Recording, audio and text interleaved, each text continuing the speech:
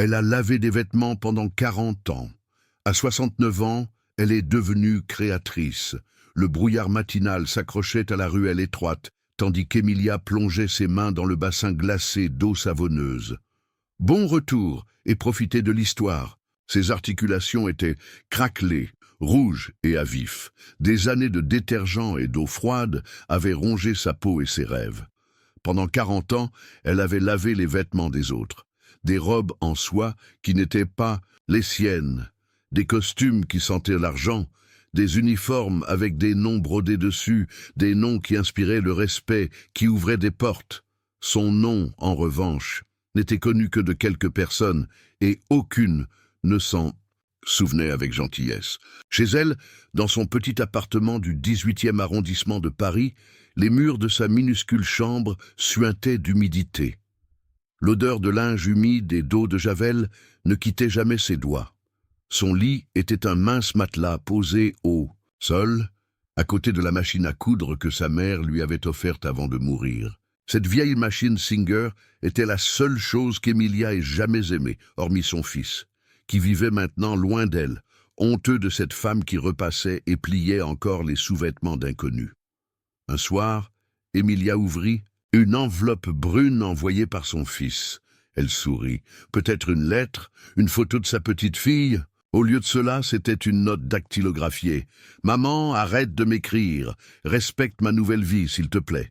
J'ai dit à mon entourage que j'avais été élevé par une infirmière. Ne gâche pas tout pour moi. » Ses yeux se remplirent de larmes qui ne coulèrent pas. Non pas parce qu'elle ne ressentait pas la douleur, mais parce qu'elle avait appris depuis longtemps à garder la souffrance en elle. Pleurer faisait perdre du temps, et elle avait du travail à faire. Cette même nuit, elle cousit une petite robe à partir de chutes de tissu, juste pour occuper ses mains. Elle avait des volants délicats et de minuscules fleurs brodées. Personne ne la verrait, personne ne voyait jamais rien de ce qu'elle fabriquait. Mais elle continuait à coudre. Chaque fois que quelqu'un lui criait « Tu as manqué une tâche » ou refusait de payer parce que le col n'était pas bien plié, elle rentrait chez elle, enfilait son aiguille et s'évadait un moment. Des robes, des vestes, des chemisiers, chaque pièce était un petit acte de défi contre ce monde qui ne voyait en elle qu'une blanchisseuse. Un jour, la vieille dame pour qui elle travaillait lui hurla dessus. « Tu as presque 70 ans, Emilia. Tu crois que quelqu'un se soucie de ta couture ridicule? Si tu meurs demain, la seule chose dont ils se souviendront, c'est que tu repassais les chemises de mon mari. » Emilia ne dit rien. Elle s'inclina, ramassa le panier de linge humide et partit silencieusement. Mais ces mots brûlaient dans son esprit comme de la vapeur brûlante. Cette nuit-là, elle murmura à sa machine à coudre. Même si personne ne s'en souvient, moi je m'en souviendrai. J'étais plus que leur servante. J'ai créé de la beauté. 2 semaines plus tard, en se rendant à la laverie automatique, elle vit une jeune fille qui pleurait sur le trottoir. Sa robe était déchirée et elle semblait terrifiée. « Ma petite, ça va ?» demanda doucement Emilia. La jeune fille renifla. « Mon entretien est dans 1 heure. Je ne peux pas y aller comme ça. Ils vont me prendre pour une moins que rien. » Emilia regarda la robe. « Viens avec moi. » Dans son petit appartement, elle fit asseoir la jeune fille, lui offrit un thé et se mit au travail. En 45 minutes, la robe était réparée, nettoyée et repassée. Emilia avait même ajouté un ruban à la taille. La jeune fille se regarda dans le miroir. « Elle a l'air toute neuve. »« Non, » sourit Emilia. « Maintenant, elle te ressemble. » La jeune fille la serra fort dans ses bras et s'en alla en courant. 1 semaine plus tard, Emilia entendit frapper à sa porte. La même jeune fille se tenait là, tenant une grande enveloppe et arborant un énorme sourire. « Ils m'ont embauché. Je leur ai raconté ce que vous avez fait. L'un d'eux possède une boutique. Il veut voir votre travail. »« Mon travail ?» Emilia rit. « Ce ne sont que des bouts de tissu. Il dit qu'il en a assez des riches qui n'ont jamais connu de difficultés. Il veut voir ce que des mains qui ont vécu peuvent créer. » Terrifiée, mais curieuse, Emilia rassembla ses vieilles créations, celles qu'elle pensait que personne ne verrait jamais, et les apporta à la boutique. L'homme, un monsieur élégant et discret, passa ses mains sur le tissu, inspectant chaque point. « Qui vous a appris à coudre comme ça ?» demanda-t-il. « Ma mère, » dit Emilia, d'une voix à peine audible. Elle disait que si le monde ne vous voit pas, fabriquez quelque chose de si beau qu'ils ne pourront pas détourner le regard. Il la regarda dans les yeux. « Je veux votre nom sur chacune de ces pièces. » Emilia eut le souffle coupé. « Mais je suis juste. Vous êtes une artiste. Si tu aimes l'histoire, tape 5 dans les commentaires et abonne-toi pour plus. De vidéos comme celle-ci. Sinon, tape 0. Cela m'aide à créer un contenu encore meilleur pour toi. On continue. En 3 mois, ses créations étaient vendues sous l'étiquette Emilia Parker. L'élégant propriétaire de la boutique, Monsieur Laurent, avait pris sous son aile cette femme aux mains usées mais au talent indéniable.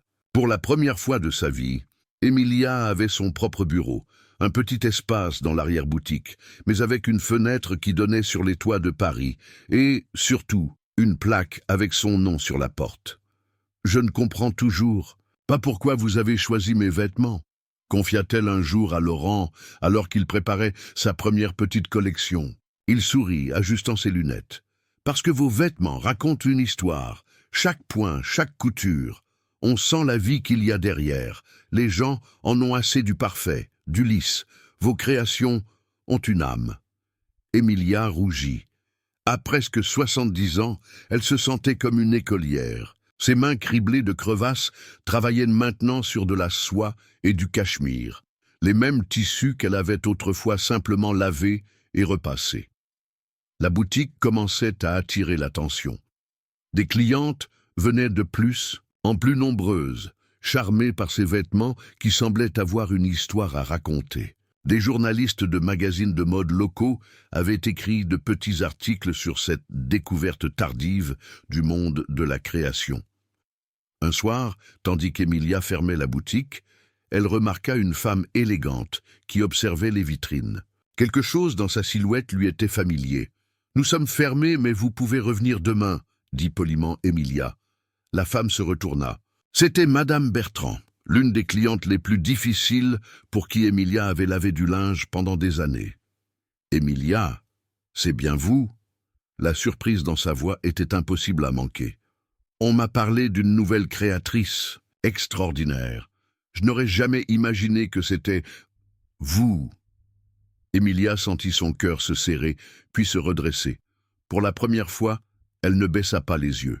« Oui, c'est moi. Je serais ravie de vous créer quelque chose, si vous le souhaitez. » Madame Bertrand hésita, puis poussa la porte que Emilia venait de rouvrir. « J'ai un gala la semaine prochaine. Normalement, je ne fais confiance qu'aux grandes maisons, mais... »« Faites-moi confiance pour celle-ci, » dit doucement Emilia. « Je connais vos goûts mieux que personne. J'ai lavé vos vêtements pendant 20 ans. » Le rouge monta aux joues de Madame Bertrand. Les journées d'Emilia étaient maintenant remplies de tissus, de croquis et de clients. Ces nuits, cependant, restaient hantées par l'absence de son fils, Julien, et les souvenirs de décennies passés à se sentir invisibles. Parfois, elle se réveillait en sursaut, croyant entendre la sonnerie stridente des clients impatients qui réclamaient leur linge. Un matin, une enveloppe arriva à la boutique. L'adresse était écrite d'une écriture qu'elle connaissait bien, celle de son fils. Avec des doigts tremblants, elle l'ouvrit. À l'intérieur, il y avait une coupure de journal avec son visage et un article sur sa seconde vie en tant que créatrice. Et une petite note. « Est-ce vraiment toi, maman ? Nous devons parler. Julien. » C'est à ce moment que Claude, le facteur, qui était devenu au fil des années un ami silencieux, entra avec une pile d'enveloppes. « J'ai vu ton visage dans Elle ce matin, Emilia. Qui l'aurait cru ?» dit-il avec un sourire chaleureux. Emilia serra la note de son fils contre sa poitrine. « Parfois, Claude, la vie nous offre une seconde chance quand on ne l'attend plus. Tu l'as mérité plus que quiconque, » répondit-il. « Combien de fois as-tu raccommodé mes uniformes quand je ne pouvais pas me permettre d'en acheter de nouveaux ?» Emilia se souvint alors de toutes ces petites gentillesses qu'elle avait offertes au fil des ans, presque inconsciemment. Les uniformes de Claude, les robes de communion pour les filles du quartier dont les parents ne pouvaient pas se permettre les boutiques chères, les rideaux réparés pour la vieille dame du 4e étage. Des années de petits gestes généreux que personne ne remarquait vraiment, mais qui étaient sa façon d'exister dans un monde qui l'ignorait. Elle prit une profonde inspiration et composa le numéro de téléphone inscrit sur la note de son « fils ». Une voix d'homme répondit, prudente. « Allô, Julien, c'est maman ». Un long silence suivit, puis des mots qui la firent trembler. « Je crois que nous avons beaucoup à nous dire. » Le lendemain, alors qu'elle finissait la robe de Madame Bertrand, une création audacieuse aux lignes épurées qui mettait en valeur l'élégance naturelle de la femme, Emilia réfléchissait à ce qu'elle dirait à son fils. Comment expliquer une vie de silence et de petits espoirs?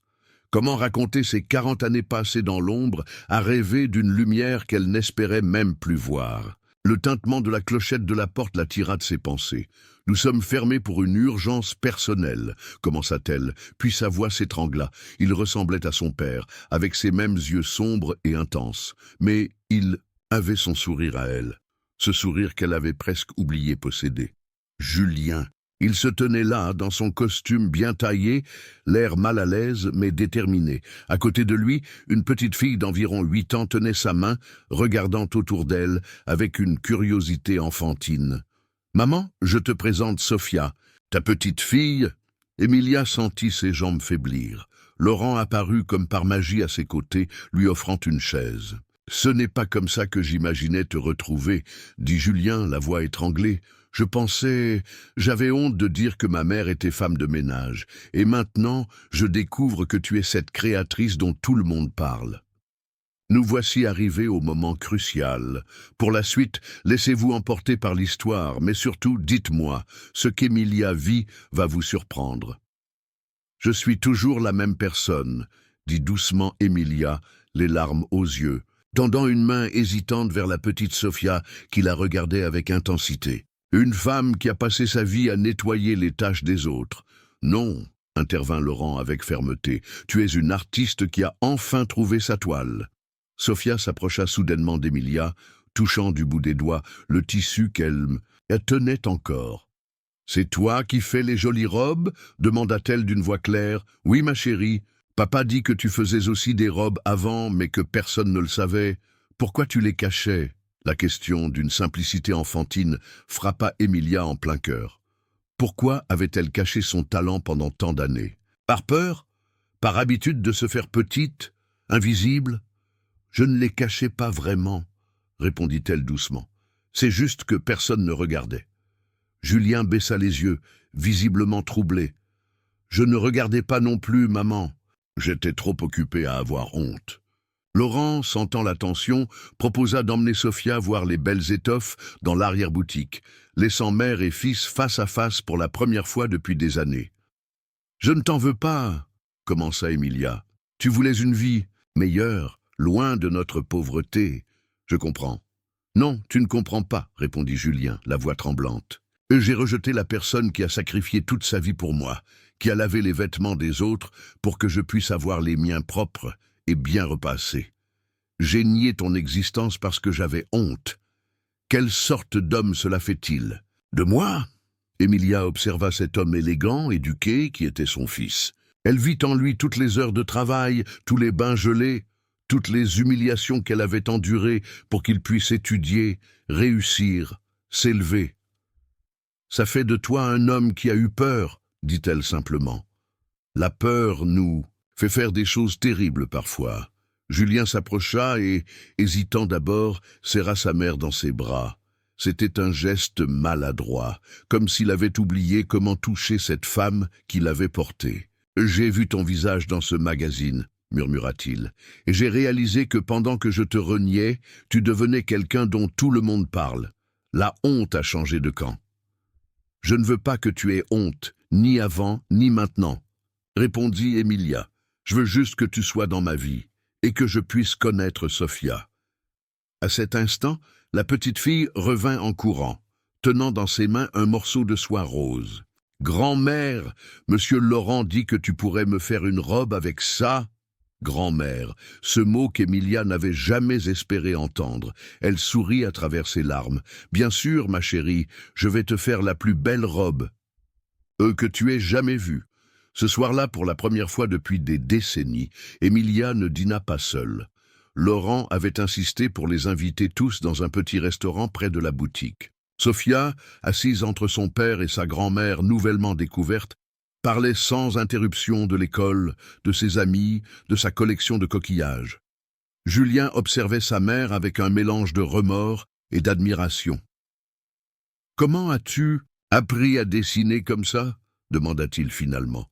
Emilia sourit, repensant aux longues soirées passées à observer les vêtements qu'elle lavait, mémorisant chaque coupe, chaque finition. Quand on passe sa vie à manipuler les vêtements des autres, on finit par comprendre leur langage, expliqua-t-elle. Chaque couture raconte une histoire. J'ai appris en silence, en touchant, en réparant. Laurent leva son verre. À Emilia, qui nous prouve qu'il n'est jamais trop tard pour vivre ses rêves. Même à 69 ans, dit-elle en riant. Surtout à 69 ans, répondit-il avec un clin d'œil. Avez-vous déjà connu quelqu'un qui a eu une seconde chance dans la vie après des années de sacrifice? Partagez votre expérience dans les commentaires. Les semaines suivantes furent un tourbillon pour Emilia. Sa petite collection prenait forme, et elle avait maintenant 3 assistantes, des jeunes femmes du quartier qui apprenaient sous sa tutelle. La robe de Madame Bertrand fut un succès retentissant lors du gala. 3 autres femmes de la haute société parisienne commandèrent immédiatement leur propre création. La nouvelle se répandait. Il y avait à Paris une créatrice dont les vêtements étaient différents, pas seulement beaux mais porteurs d'une authenticité rare. Un samedi, alors qu'Emilia montrait à Sophia comment faire un point de broderie particulier, Julien observait la scène avec émotion. « Tu sais, dit-il doucement, j'ai toujours su que tu cousais. Je me souviens de t'avoir regardé quand j'étais petit. Tes mains semblaient danser avec l'aiguille. » Emilia leva les yeux, surprise. « Tu t'en souviens ? Je me souviens de beaucoup, de choses que j'ai prétendu oublier, avoua-t-il. Comme la façon dont tu chantonnais en cousant, même après une journée épuisante. » Emilia sentit les larmes lui monter aux yeux. Ces petits souvenirs qu'elle croyait perdus, son fils les avait gardés. « J'ai quelque chose à te montrer, » dit soudain Julien, « mais pas aujourd'hui, demain. C'est important. » Le lendemain, il emmena Emilia dans un petit immeuble du 9e arrondissement. C'était un ancien atelier reconverti en studio de design. « C'est ici que je travaille, » expliqua Julien. « Je suis architecte d'intérieur. » Emilia regarda autour d'elle, impressionnée par les maquettes, les dessins, les échantillons de matériaux. « C'est magnifique, » murmura-t-elle. Julien semblait nerveux. « Je n'ai jamais dit à mes collègues qui était ma mère, ni avant quand tu lavais le linge, ni maintenant, avec ton succès soudain. » Emilia sentit son cœur se serrer. Donc, il avait toujours honte. « Mais c'est terminé !» continua Julien, la surprenant. « Aujourd'hui, je veux te présenter à mon équipe, et je veux leur montrer quelque chose. » Il ouvrit un grand portefeuille et en sortit des dessins jaunis par le temps.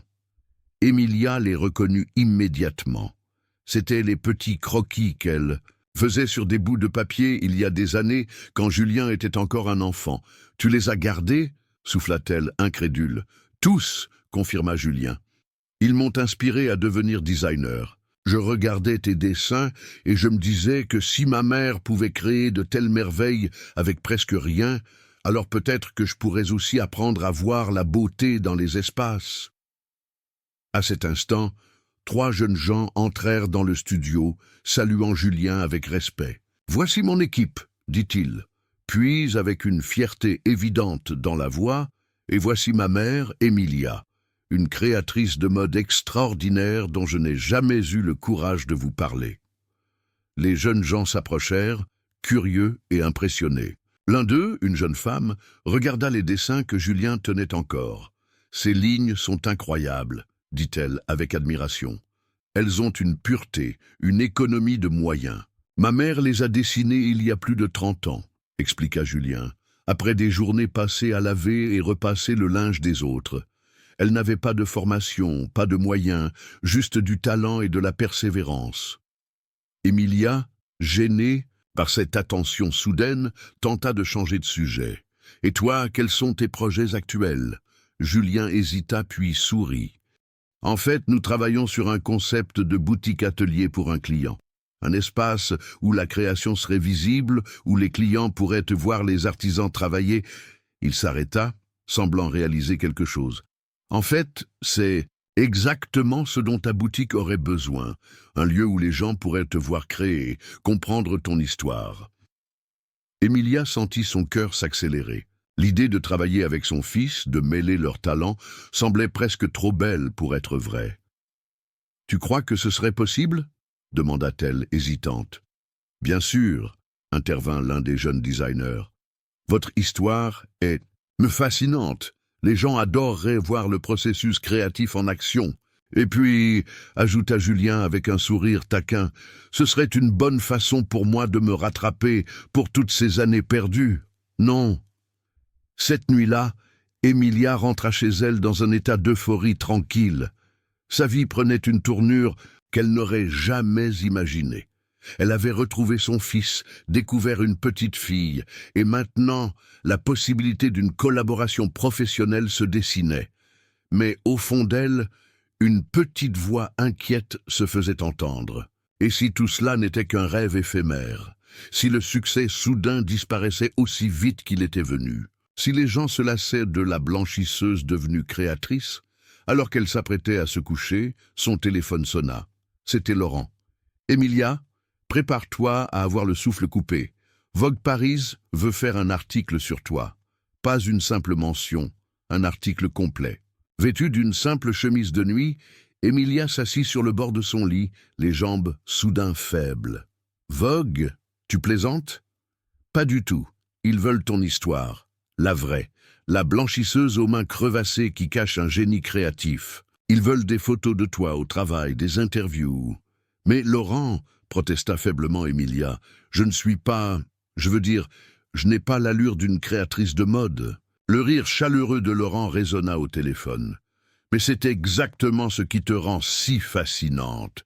Tu es authentique dans un monde de faux semblants. » Après avoir raccroché, Emilia resta longtemps assise dans sa petite chambre qui lui paraissait soudain étrangère.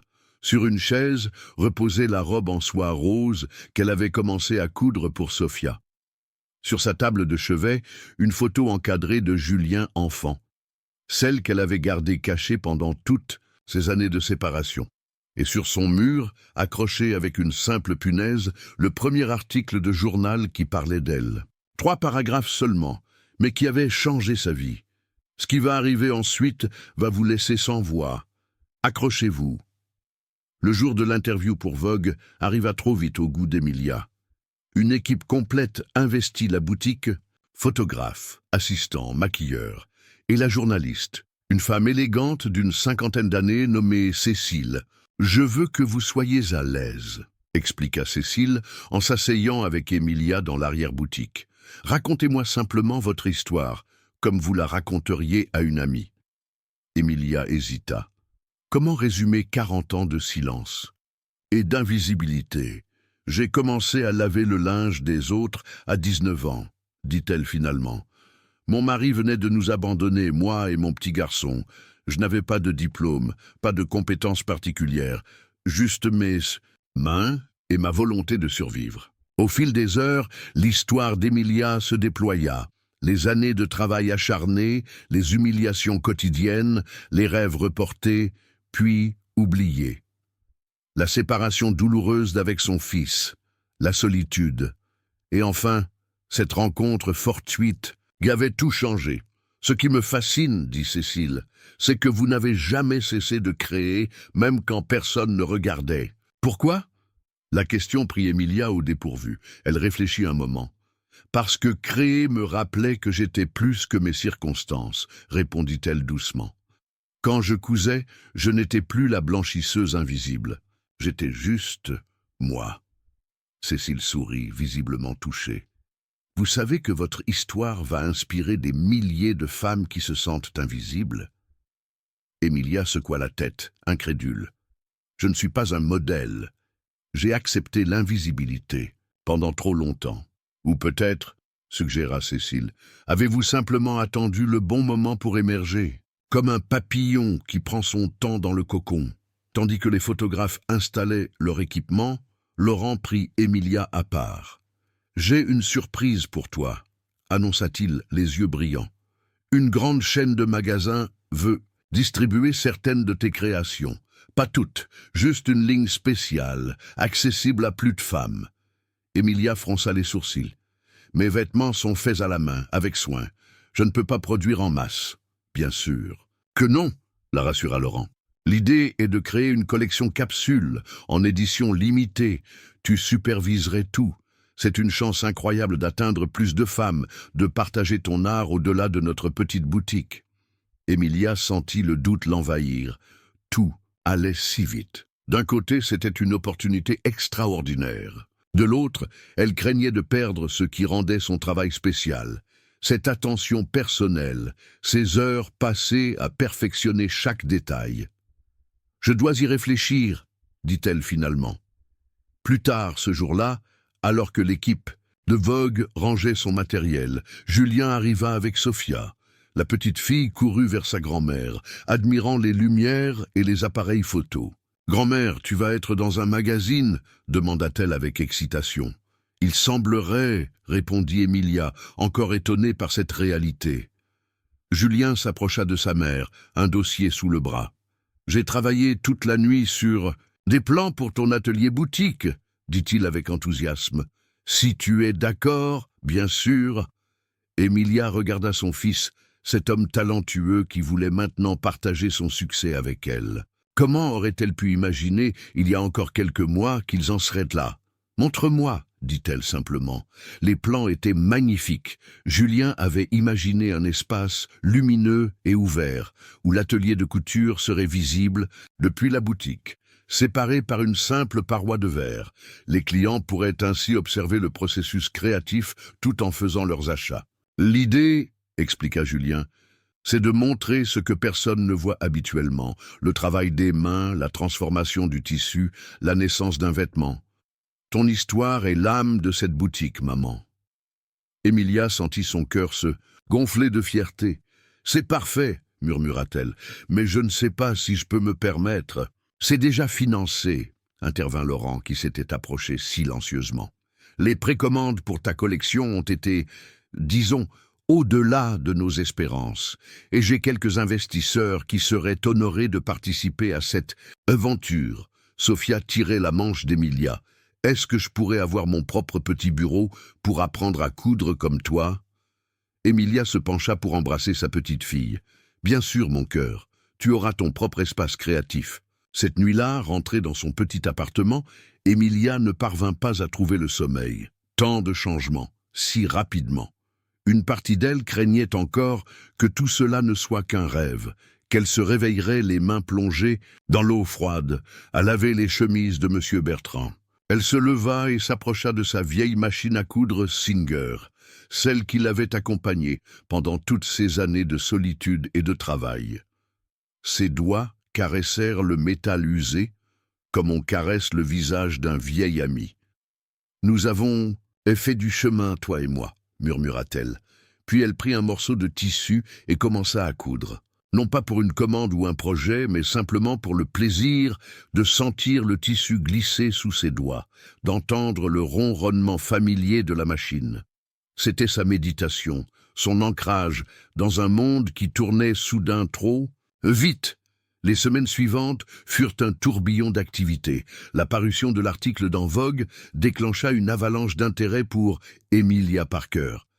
Des journalistes d'autres magazines voulaient des interviews, des clientes prestigieuses appelaient pour des rendez-vous. Et même des écoles de mode demandaient si Emilia accepterait de venir parler à leurs étudiants. « C'est ironique, » confia-t-elle à Laurent un soir, alors qu'ils fermèrent la boutique. Pendant 40 ans, j'étais invisible. Maintenant, tout le monde veut me voir, me parler. Laurent sourit. C'est parce que ton histoire touche les gens. Dans un monde obsédé par la jeunesse et l'innovation rapide, tu rappelles que la créativité n'a pas d'âge, que les rêves ne périment pas. Les travaux pour la nouvelle boutique atelier avaient commencé. Julien supervisait tout, consultant sa mère sur chaque détail. Sophia venait après l'école, s'installant dans un coin pour dessiner ou pour observer sa grand-mère travailler. Un jour, Madame Bertrand, maintenant une cliente fidèle, amena une amie à la boutique. Une femme élégante aux cheveux gris qui regardait autour d'elle avec un intérêt marqué. « Emilia, je vous présente Hélène Moreau. Elle est directrice d'une fondation qui aide les femmes en difficulté à retrouver une autonomie professionnelle. » Les deux femmes se serrèrent la main et Emilia fut frappée par la chaleur dans les yeux d'Hélène. « Votre parcours m'a profondément touchée, » dit Hélène. « Je me demandais si vous accepteriez de partager votre expérience avec certaines de nos bénéficiaires, des femmes qui, comme vous autrefois, se sentent invisibles et sans avenir. » Emilia hésita. L'idée de parler en public la terrifiait. Pendant si longtemps, elle avait cultivé l'art de ne pas être remarquée. « Je ne suis pas une conférencière, » protesta-t-elle doucement. « Vous n'avez pas besoin de l'être, » répondit Hélène. Ces femmes ont juste besoin de voir que le changement est possible, même après des décennies de difficultés. Vous pourriez simplement montrer comment vous travaillez, partager quelques moments de votre parcours. L'image de toutes ces femmes, semblable à ce qu'elle avait été, touchait Emilia. Combien de fois avait-elle souhaité qu'une main se tende vers elle, qu'une lueur d'espoir perce les ténèbres de sa routine épuisante. J'essaierai, promit-elle finalement. Le jour de la rencontre avec les femmes de la fondation, Emilia était terriblement nerveuse. Elle avait préparé quelques morceaux de tissu, sa petite machine à coudre portable et quelques-unes de ses créations simples. La salle était remplie d'une vingtaine de femmes de tous âges, aux visages marqués par la vie. Certaines étaient d'anciennes détenues en réinsertion, d'autres des mères célibataires en situation précaire, d'autres encore des femmes plus âgées qui avaient perdu leur emploi et se sentaient dépassées. Emilia commença à parler, doucement racontant ses débuts comme blanchisseuse, les années de travail acharné, les humiliations quotidiennes. Je me souviens d'une cliente qui me hurlait dessus parce que sa robe de soie avait une tache. « Vous êtes stupide ou quoi? C'est votre seul travail de laver correctement » me criait-elle. Ce soir-là, j'ai pleuré en rentrant chez moi. Puis, j'ai sorti ma machine à coudre et j'ai commencé à créer quelque chose de beau, juste pour me rappeler que j'étais plus que ce que les autres voyaient en moi. Les femmes écoutaient, certaines hochant la tête en reconnaissance de cette douleur familière.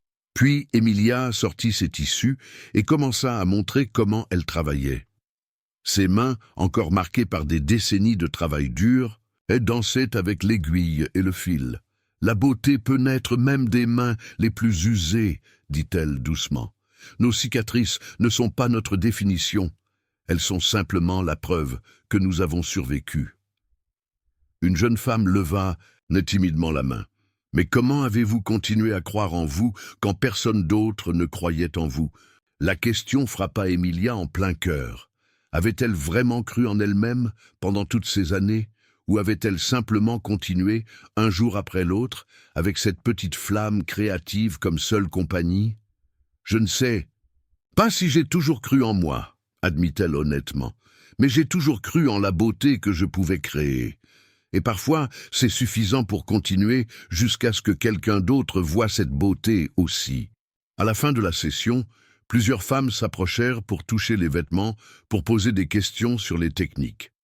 L'une d'elles, une femme d'une quarantaine d'années aux mains abîmées, semblable à celle d'Emilia, resta en retrait, l'observant avec intensité. « Vous aussi, vous lavez le linge des autres ?» demanda doucement Emilia en s'approchant d'elle. La femme hocha la tête. « Depuis 15 ans, dans un hôtel, mes mains, elles ne seront jamais belles. » Emilia prit les mains de la femme dans les siennes. « Les belles mains ne sont pas celles qui sont douces et parfaites. Ce sont celles qui créent, qui travaillent, qui résistent. » Elle sortit de son sac un petit carnet de croquis. « Tenez, c'est pour vous. J'en ai commencé un comme celui-ci il y a des années. Dessiner, créer, même si personne ne regarde. Surtout si personne ne regarde. La femme accepta le carnet avec révérence, comme si on lui offrait un trésor précieux. En rentrant ce soir-là, Emilia se sentait étrangement légère. Partager son histoire, ses luttes, ses petites victoires avec ses femmes lui avait rappelé à quel point son propre chemin avait été extraordinaire. À la boutique, Laurent l'attendait avec un large sourire. « L'article de Vogue est sorti », annonça-t-il, en lui tendant le magazine. Le papier glacé sous ses doigts semblait irréel. Et là, en pleine page, son visage. Pas maquillé, pas rajeuni par Photoshop. Son vrai visage, avec ses rides, ses marques de fatigue et cette lueur dans les yeux que même des décennies de travail épuisant n'avaient pas pu éteindre. Le titre de l'article disait simplement « Emilia, la beauté des mains qui ont connu la vie ». Emilia sentit les larmes lui monter aux yeux. « Je ne sais pas si je mérite tout cela », murmura-t-elle. Laurent secoua la tête. « Ce n'est pas une question de mérite, Emilia. C'est une question de reconnaissance. Le monde reconnaît enfin ce que tu as toujours été.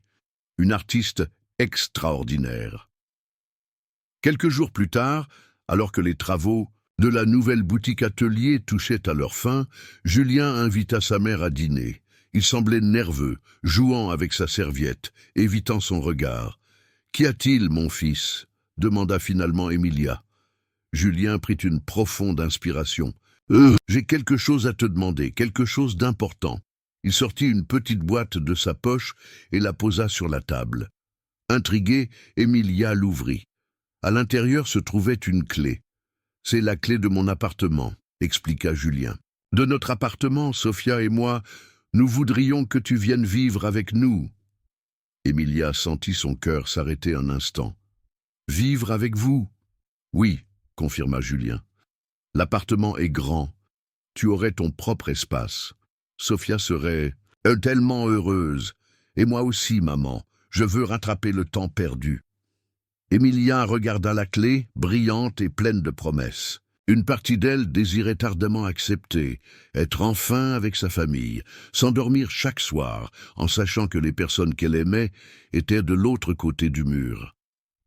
Mais une autre partie hésitait. Son petit appartement, malgré son humidité et sa tristesse, avait été son refuge pendant tant d'années. C'était là qu'elle avait pleuré, rêvé, créé. C'était là qu'elle avait survécu. « Je dois y réfléchir », dit-elle doucement. « C'est un grand changement. » Julien sourit, compréhensif. « Bien sûr, prends ton temps.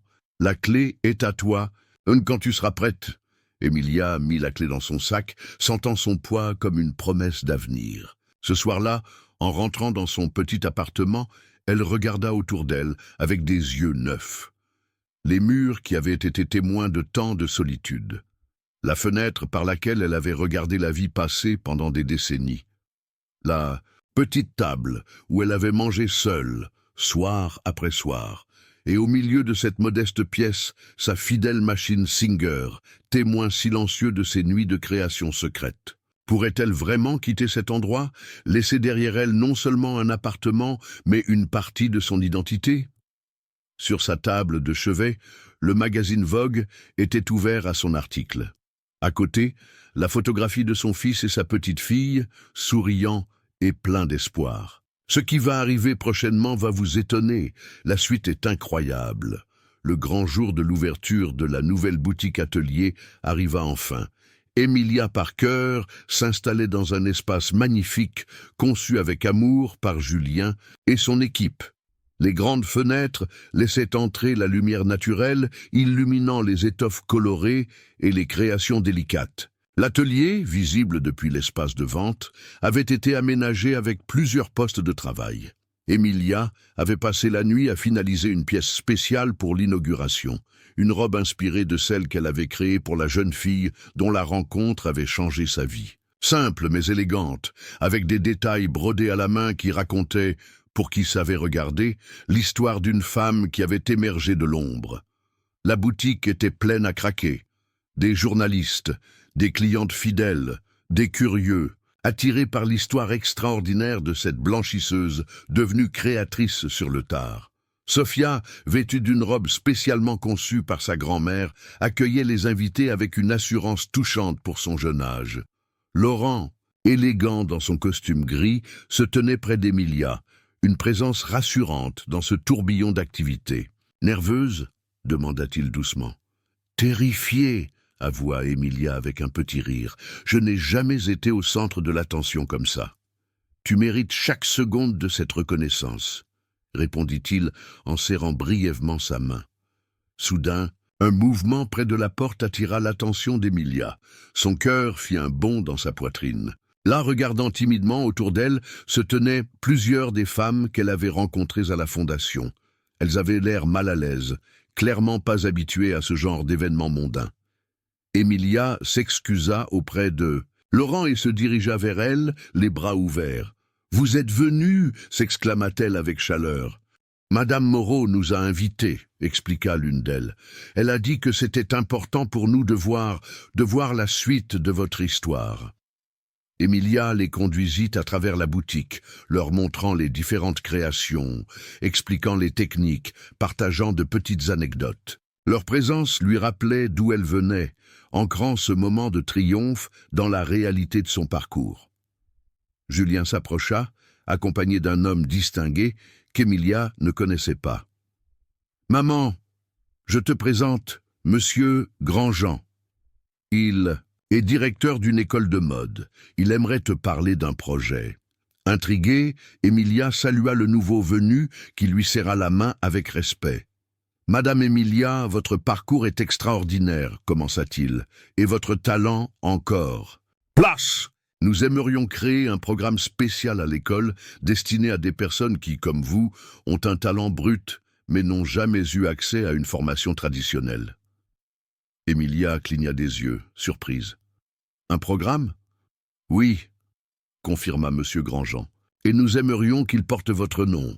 Le programme Emilia pour les artisans autodidactes. Vous pourriez venir partager votre expérience, enseigner vos techniques uniques. » L'idée qu'un programme éducatif puisse porter son nom, le nom d'une femme qui n'avait jamais mis les pieds dans une école de mode, semblait presque absurde à Emilia. Et pourtant, en regardant les femmes de la fondation qui l'observaient avec espoir, elle comprit la portée symbolique d'un tel projet. « Je serais honorée, » dit-elle simplement. Alors que la soirée battait son plein, Emilia sentit le besoin de s'éclipser un moment. Elle se réfugia dans le petit bureau aménagé à l'arrière de l'atelier, son espace personnel, conçu par Julien avec une attention touchante aux détails. Il avait même fait installer une niche spéciale pour sa vieille machine Singer comme une œuvre d'art, un rappel constant de ses débuts. Elle s'assit un moment, respirant profondément, tentant d'assimiler tout ce qui lui arrivait. Son regard tomba sur son sac posé sur une chaise. La petite boîte contenant la clé de l'appartement de Julien y était toujours. Emilia la sortit, faisant tourner la clé entre ses doigts. Une décision attendait d'être prise.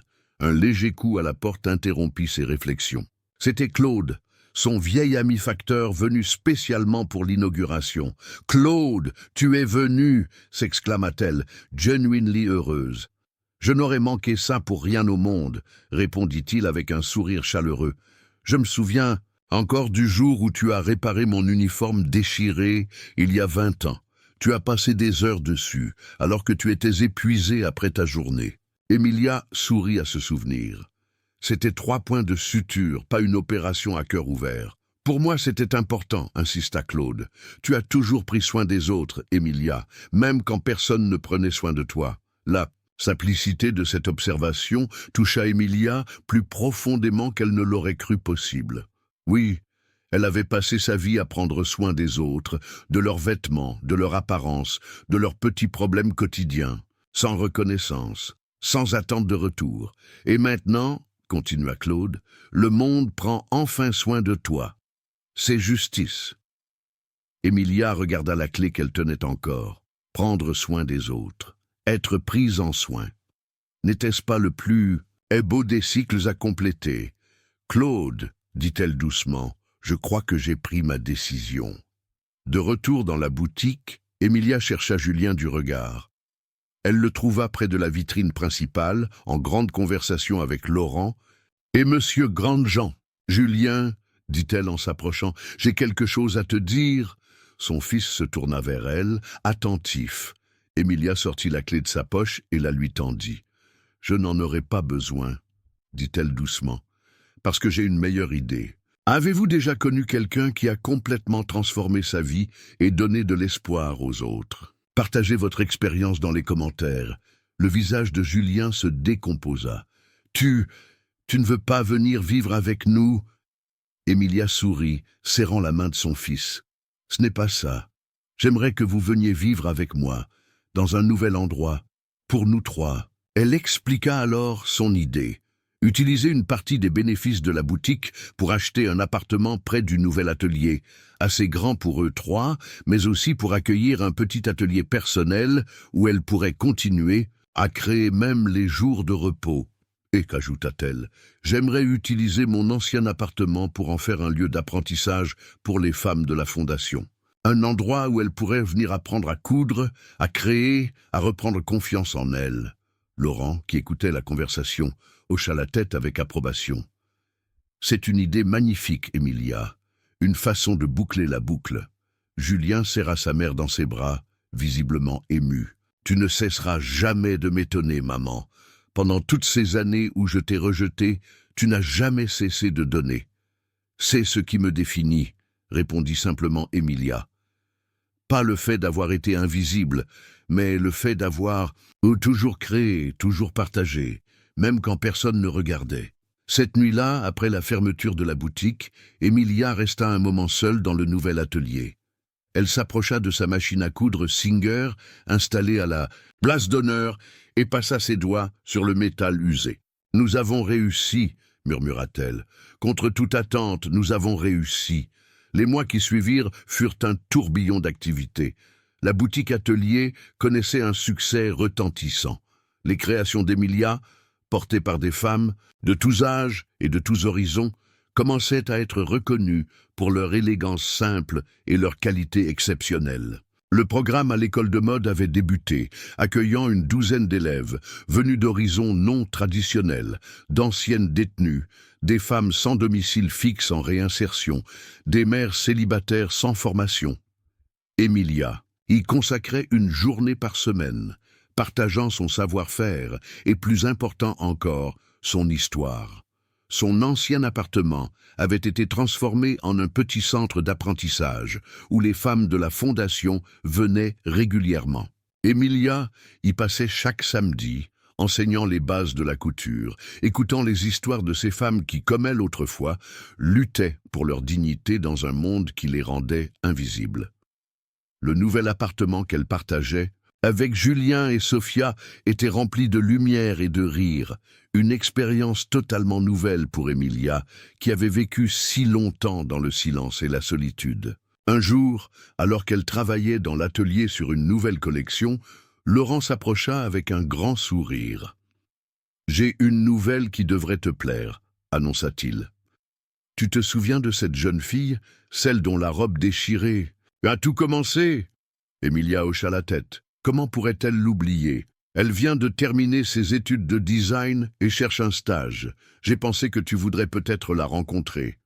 Le cercle se complétait, pensa Emilia. La jeune fille, qui l'avait aidée sans le savoir à sortir de l'ombre, revenait maintenant, cherchant à son tour sa place dans ce monde créatif. Bien sûr, répondit Emilia avec chaleur. J'aimerais beaucoup la revoir. Quelques jours plus tard, la jeune fille, Léa était son nom, se présentait à l'atelier. Elle avait grandi, mûri, mais Emilia reconnut immédiatement cette étincelle dans ses yeux, cette passion pour la création. « Je n'arrive pas à croire que je suis ici, » dit Léa, visiblement émue. « Quand j'ai vu votre histoire dans Vogue, j'ai immédiatement reconnu la femme qui avait sauvé ma robe, et peut-être ma carrière. C'est comme si le destin nous avait mises sur le même chemin. » Emilia sourit, touchée par la sincérité de la jeune femme. Le destin, ou simplement la générosité qui appelle la générosité. Elle fit visiter l'atelier à Léa, lui présentant l'équipe qui s'était agrandie au fil des mois.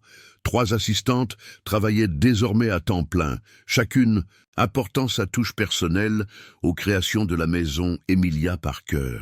« J'aimerais que tu commences par apprendre toutes les étapes, » expliqua Emilia, « de la conception initiale à la finition. C'est important de comprendre le processus dans son ensemble. » « Comme vous l'avez fait, » nota Léa, en observant les vêtements que vous laviez. Emilia hocha la tête, surprise par cette perspicacité. « Exactement. Chaque vêtement raconte une histoire, dans sa coupe, ses coutures, ses finitions. Pour créer, il faut d'abord savoir regarder. » Le soir venu, en rentrant dans son nouvel appartement, Emilia trouva Sofia assise à la petite table de couture qu'elle lui avait installée dans sa chambre. La petite fille s'appliquait à coudre ce qui semblait être une minuscule robe pour sa poupée. « Regarde, grand-mère !» s'exclama-t-elle avec fierté. « J'ai fait les points comme tu m'as montré. » Emilia examina le travail de sa petite fille, impressionnée par sa précision malgré son jeune âge. « C'est magnifique, mon cœur !» dit-elle, en caressant les cheveux de l'enfant. « Tu as des mains d'artiste. »« Comme toi !» répondit Sofia avec un large sourire. « Papa dit que j'ai hérité de ton talent. » Ces mots simples touchèrent Emilia plus profondément qu'elle n'aurait pu l'exprimer. L'idée que quelque chose d'elle, non pas seulement ses traits physiques, mais son talent, sa passion, continuerait à vivre à travers cet enfant, était presque trop belle pour être vraie. « Sofia, » demanda-t-elle doucement, « qu'est-ce que tu veux faire quand tu seras grande ?» La petite fille réfléchit sérieusement à la question. « Je veux faire comme toi, grand-mère, créer des vêtements, ou qui rendent les gens heureux. Mais je voudrais aussi raconter des histoires. Peut-être que je pourrais faire les deux. » Emilia sourit, émue par cette ambition innocente mais profonde. « Tu pourras faire tout ce que tu voudras, ma chérie. Le monde est ouvert devant toi. » Plus tard, dans la soirée, alors que Sofia dormait et que Julien travaillait encore sur ses plans d'architecte, Emilia s'installa sur le balcon de leur appartement, contemplant les lumières de Paris. Tant de choses avaient changé en si peu de temps. Sa vie, autrefois définie par la routine et l'invisibilité, était maintenant riche de possibilités, de connexions, de créations. Elle repensa à cette matinée, il y a si longtemps maintenant, où ses mains plongées dans l'eau glacée semblaient être son seul destin. Comment aurait-elle pu imaginer qu'à 69 ans, sa vie prendrait un tournant si extraordinaire ? Un bruit l'attira de ses réflexions. C'était Julien qui venait la rejoindre sur le balcon avec 2 tasses de thé. « À quoi penses-tu, maman ?» demanda-t-il en lui tendant une tasse. Emilia sourit, acceptant le thé avec gratitude. « Je pensais à tout ce chemin parcouru et à tout ce qu'il reste à faire. Tu ne t'arrêtes jamais, n'est-ce pas ?» remarqua Julien avec un mélange d'admiration et d'inquiétude. « Tu devrais peut-être ralentir un peu, profiter de ce que tu as construit. » Emilia secoua doucement la tête. « Ce n'est pas dans ma nature de rester immobile. Et puis, il y a tant de femmes comme moi qui attendent encore leur chance, leur moment de reconnaissance. Je veux les aider à le trouver. » Julien posa sa main sur celle de sa mère, ce contact simple exprimant tout ce qu'il ressentait. Admiration, respect, amour. « Tu sais, dit-il après un moment, quand j'étais petit, je te regardais coudre le soir, après tes longues journées de travail. Tu semblais si paisible, si concentré. Je me demandais comment tu pouvais encore avoir l'énergie de créer après avoir tant donné aux autres. » Emilia sourit à ce souvenir. Créer n'était pas un effort, c'était ma respiration. C'était la façon dont je me rappelais à moi-même que j'existais au-delà de ce que les autres voyaient. Quand je cousais, je n'étais plus la blanchisseuse invisible, j'étais simplement Emilia. Julien serra doucement la main de sa mère. « Je suis désolé de ne pas avoir vu qui tu étais vraiment pendant toutes ces années. »« Tu vois maintenant, » répondit-elle avec douceur, « c'est ce qui compte. » Le printemps laissa place à l'été, puis à l'automne. La boutique atelier d'Emilia était devenue un lieu incontournable dans le paysage de la mode parisienne. Non pas pour son clinquant ou son extravagance, mais pour l'authenticité et la qualité exceptionnelle de ses créations. Un matin d'octobre, alors qu'Emilia préparait la nouvelle collection, une lettre au papier officiel arriva. Curieuse, elle l'ouvrit pour découvrir une invitation de la chambre syndicale de la haute couture. Il souhaitait lui remettre un prix honorifique pour sa contribution exceptionnelle au monde de la mode et son parcours inspirant. Emilia resta immobile, la lettre tremblant légèrement entre ses doigts. La chambre syndicale, cette institution, une prestigieuse, qui représentait tout ce qui lui avait semblé inaccessible pendant des décennies. Elle appela immédiatement Laurent, qui arriva quelques minutes plus tard, essoufflé et excité. « Tu as vu ?» demanda-t-elle, lui tendant la lettre. Laurent la parcourut rapidement, un sourire s'élargissant sur son visage.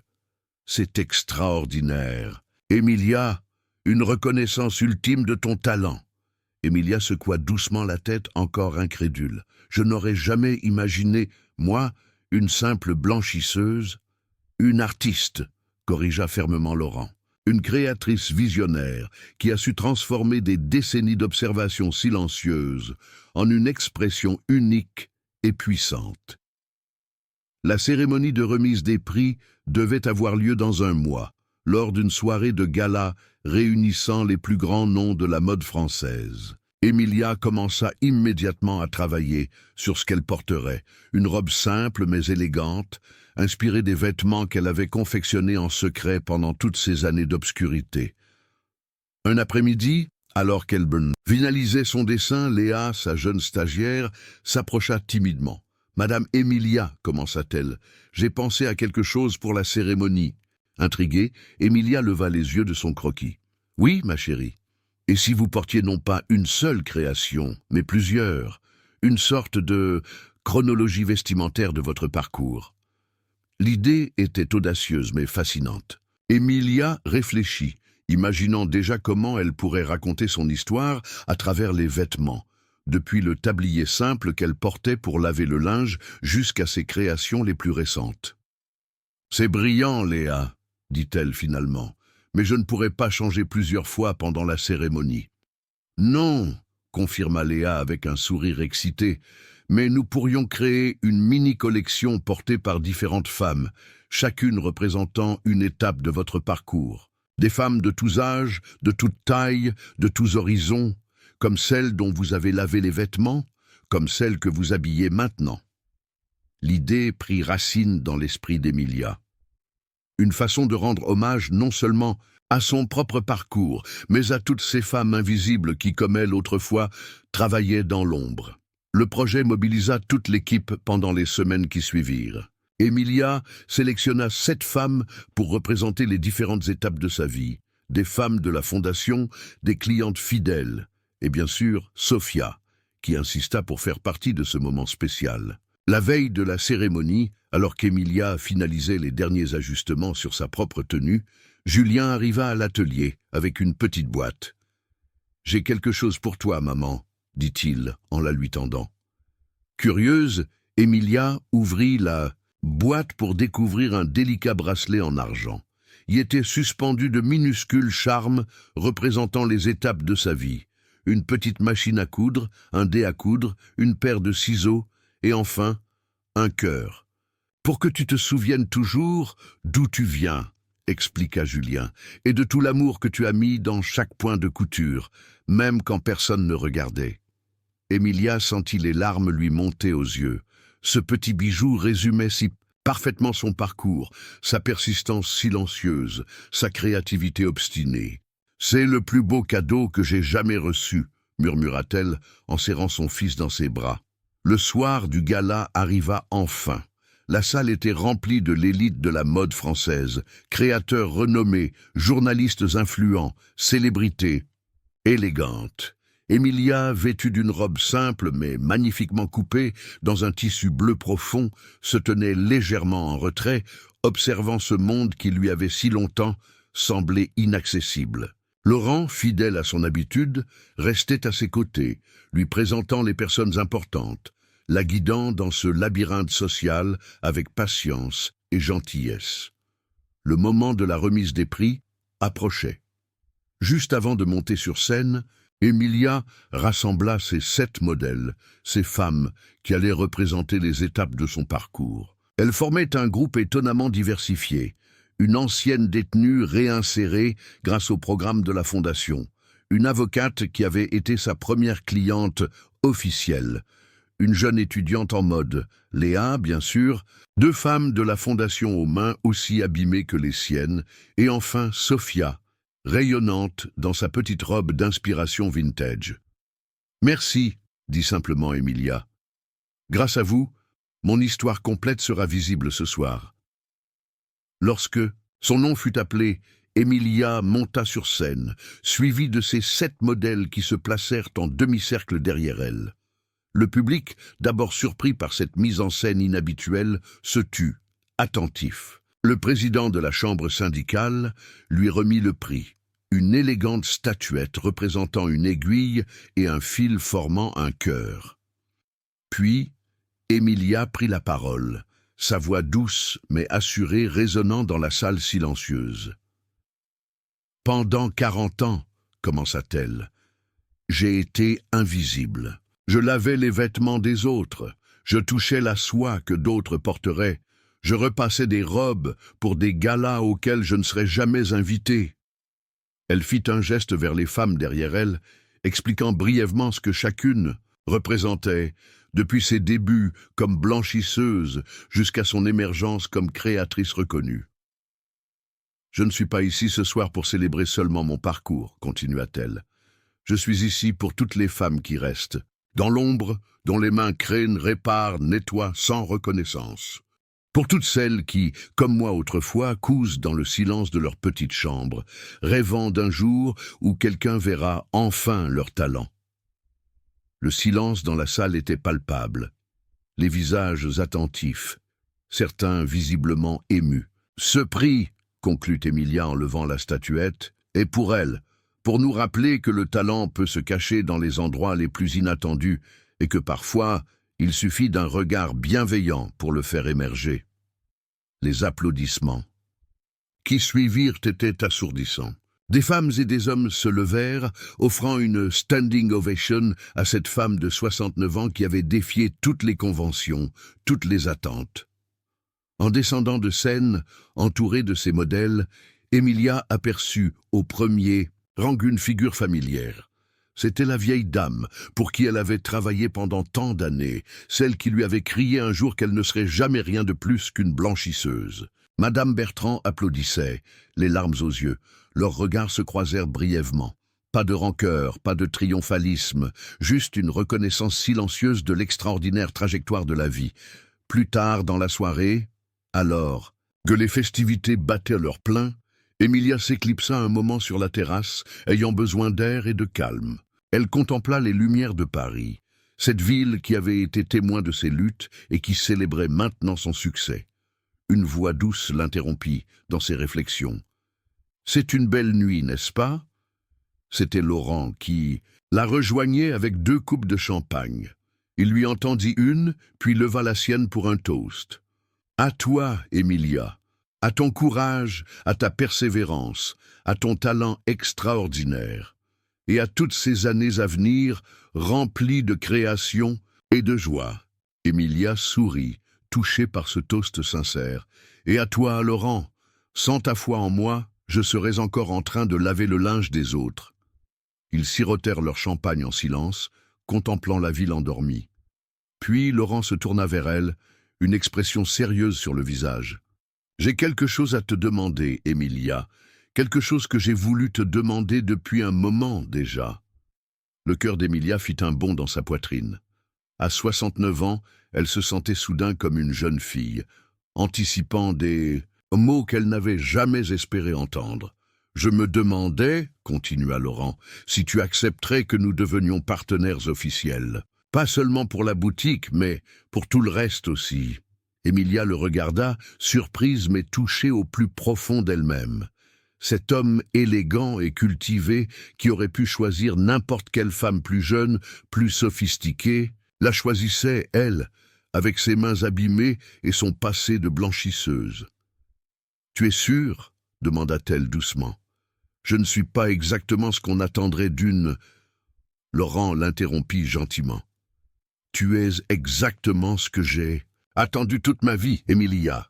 Une femme authentique, talentueuse, qui a traversé l'adversité avec grâce et qui en est sortie plus forte, plus créative, plus inspirante. Emilia sentit les larmes lui monter aux yeux. Après tant d'années de solitude, l'idée d'un compagnon, d'un partenaire qui la voyait vraiment, semblait presque trop belle pour être vraie. « J'accepte », dit-elle simplement, « pour la boutique et pour tout le reste. » Laurent sourit, prenant délicatement sa main dans la sienne. Alors c'est décidé. Partenaire, dans tous les sens du terme. Ils restèrent ainsi, main dans la main, regardant les étoiles au-dessus de Paris. À 69 ans, Emilia commençait un nouveau chapitre de sa vie, non seulement comme créatrice reconnue, mais aussi comme femme aimée pour ce qu'elle était vraiment.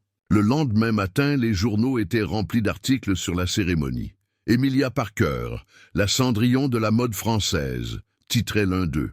De blanchisseuse à inspiratrice, le parcours extraordinaire d'Emilia, annonçait.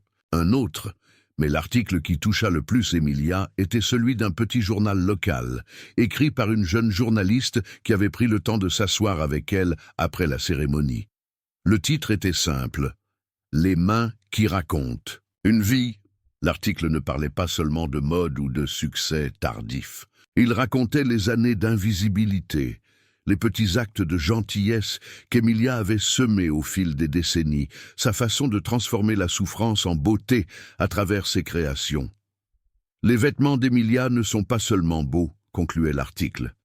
Ils sont porteurs d'espoir. Ils nous rappellent que nos mains, quelle que soit leur apparence, peuvent créer de la beauté, que nos vies, quelle que soit leur trajectoire, peuvent connaître un nouveau chapitre à tout âge.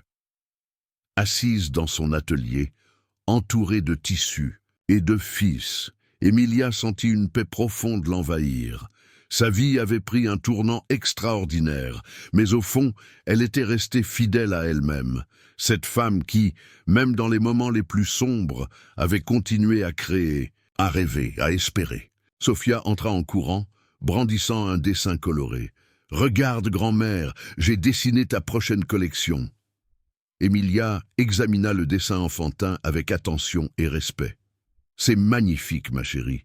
Tu as un vrai talent. »« Comme toi, » dit fièrement Sophia. « Papa dit que j'ai de la chance d'avoir une grand-mère qui peut m'apprendre tous ses secrets. » Emilia sourit, caressant les cheveux de sa petite fille.